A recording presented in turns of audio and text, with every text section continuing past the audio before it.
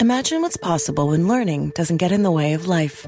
At Capella University, our game-changing FlexPath learning format lets you set your own deadlines so you can learn at a time and pace that works for you.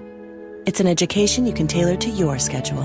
That means you don't have to put your life on hold to pursue your professional goals. Instead, enjoy learning your way and earn your degree without missing a beat. A different future is closer than you think with Capella University. Learn more at capella.edu. This episode is brought to you by Amazon. Sometimes the most painful part of getting sick is the getting better part. Waiting on hold for an appointment, sitting in crowded waiting rooms, standing in line at the pharmacy, that's painful.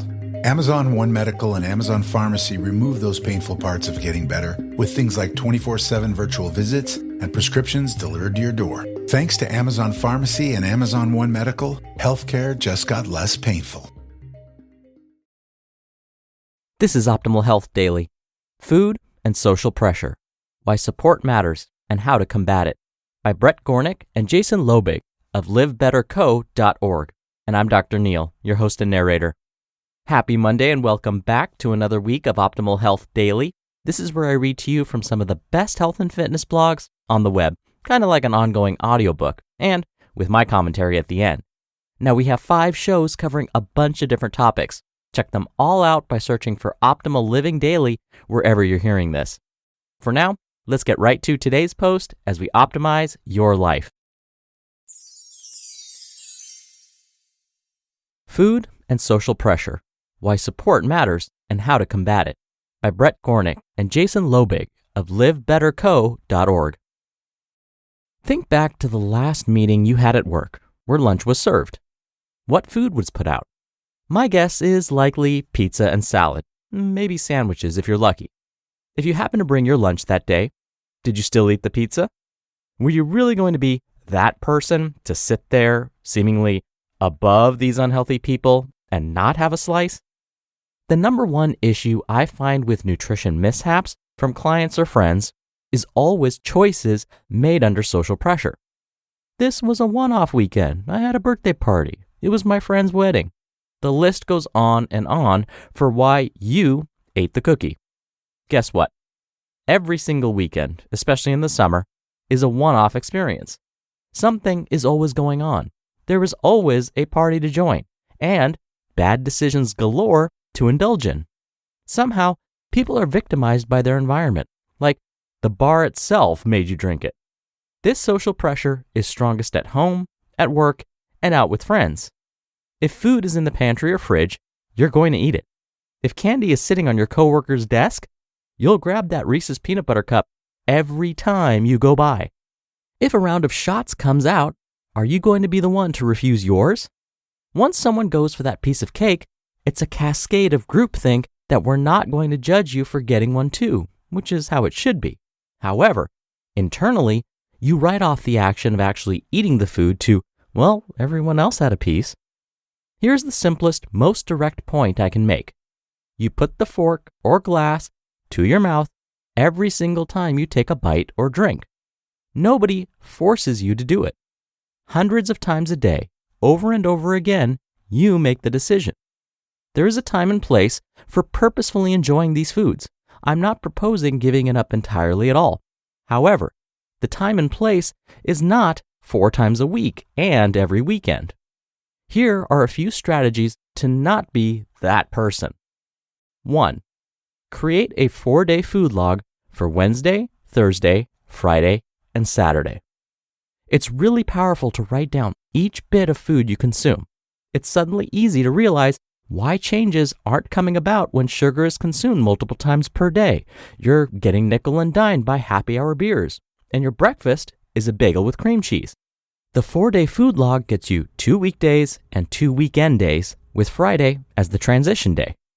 By tracking your eating and drinking habits, you'll start to notice where you're weaker at dealing with social pressure and where there are holes in your decision-making process.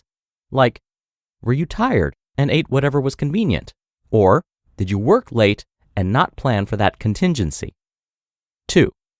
Plan out your entire week's worth of food, even the food you'll be eating at a restaurant. Discipline creates freedom, plain and simple. If you're perfect all week long and plan for a refeed period on the weekend, you've done your job. This game is about consistency, and to win, you must plan. There are simply too many important decisions to make throughout the week, ranging from work to family to play. What you eat for breakfast, lunch, and dinner should not occupy that brain power. Bring your lunch and sit quietly through that working meeting. Don't touch the pizza and just state, "Hey, I'm not actually that hungry today. I ate a big breakfast." Then, quietly take a nice walk outside and eat your lunch a little bit later. You don't have to flaunt your superfood kale salad over the meat lovers crew. Don't be that person. 3. Clean out your pantry and fridge. If you did happen to indulge over the weekend, don't leave the leftovers in the fridge. You'll convince yourself you're trying to save money, or that cold pizza tastes better and it turns into Monday lunch. Then the whole start to the week is shot. Start off with a win and pre-plan on Sunday. Get your food in order for the week, which includes subtracting the weekend festivities leftovers. 4. Get your spouse or significant other on board with your nutritional aspirations. It's easier to cook healthy food together than it is to decide on 2 different places to eat. If you're not supported at home, it'll be the most difficult hurdle to overcome. Most couples operate on a similar frequency. You either both eat healthy and remain active, or you don't, together. Create a schedule to work out together. Create time to grocery shop and cook together. Share in a delicious, healthy meal that you labored over, together. It's an amazing transformation in social support and cuts down on any judgment given or received. And 5, the last line of defense is simple avoidance. If you know you've got a problem with pastries, don't walk past the bakery. If you can't have 1 beer and relax, don't put yourself around friends that will get you to drink 10. Avoiding the social pressure that is inherently present is another great strategy when you're trying to make changes. Environmental factors are the strongest pressure cookers due to a perceived expectation for how you should feel and act. For instance, when was the last time you went to a concert sober? Maybe it's just a simple reminder from the past that causes you to do something, like drinking a Coca-Cola at the movies. That felt good and it's forever ingrained in your memory as something you just do when you sit down to watch a movie. Understanding why you make certain decisions regarding food and otherwise is very important in making long-term changes to your health. Stop to reflect for a minute after reviewing your food log on where you can make changes to your social support. People are either helping or hurting, and it's time to get everyone playing for the same team, your team. You just listened to the post titled Food and Social Pressure, Why Support Matters and How to Combat It by Bret Gornik and Jason Loebig of livebetterco.org, and I'll be right back with my commentary. When was the last time you checked if your insurance still fits your needs?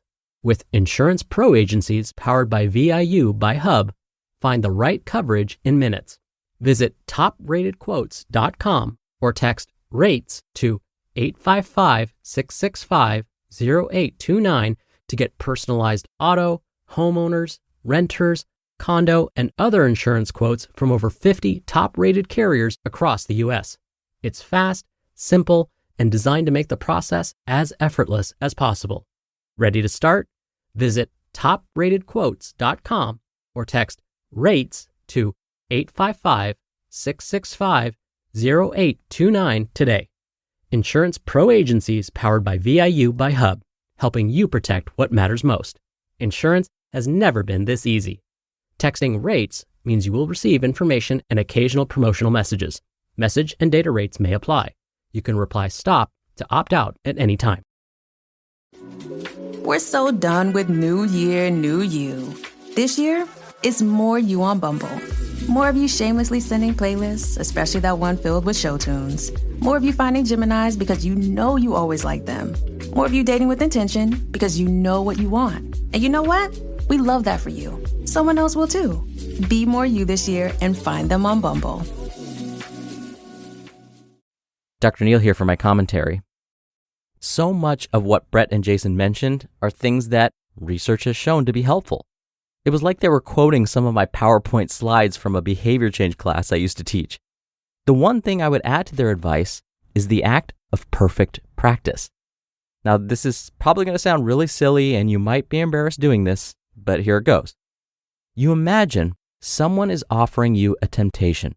So you're at home, you're not in any kind of social situation, you're by yourself, but you imagine someone is offering you ice cream, a cookie, a beer, a cigarette. It doesn't matter. Either way, picture someone offering you something that you're trying to avoid. Now, imagine them trying to put that bowl of ice cream, cookie, or beer in your hand. Then, say out loud to that imaginary person in a nice but assertive tone, "No, thank you." Then, say it again. "No, thank you." This is called rehearsal. You rehearse the behavior, just like an actor preparing for a role, so that it becomes second nature. It becomes a reflex. The trick is, again, to actually say these words out loud. Repeating them in your head doesn't do the trick. It would be like an actor trying to memorize their lines and then just repeating them in their head without actually rehearsing them. So, repeating "no thank you" out loud will help you feel more comfortable saying those words, and then the next time someone offers you something you're trying to consume less of, you'll surprise yourself with a kind but assertive, reflexive response. "No thank you." All right, that'll do it for the Monday episode. I hope you're having a great start to your week, and I'll be back here tomorrow as usual, where your optimal life awaits.